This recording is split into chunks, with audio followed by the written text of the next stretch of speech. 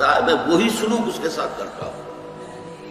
اللہ تعالیٰ بھی مخلص ہے، اللہ تعالیٰ کی مرضی کے بغیر کچھ نہیں ہو سکتا، تو یقیناً جو کچھ ہوا ہے اس میں میرے لیے خیر ہے، چاہے فوری طور پر مجھے ناگوار گزرا ہے، مجھے تکلیف ہوئی ہے، میرے لیے یہ شے جو ہے ناپسندیدہ ہے، لیکن ان دی لانگ رن مجھے یقین ہے کہ اس میں خیر ہے۔ بیدک الخیر انک علی کل شیء قدیر، اے اللہ تیرے ہاتھ میں خیر ہی خیر ہے، تو ہر چیز پر قادر۔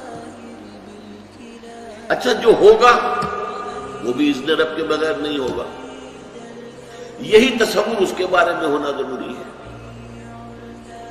اسی کا نتیجہ یہ نکلتا ہے جس کو قرآن مجید بار بار کہتا ہے، بار بار کہتا ہے، بار بار کہتا ہے، لا خوف علیہم ولا هم یحزنون۔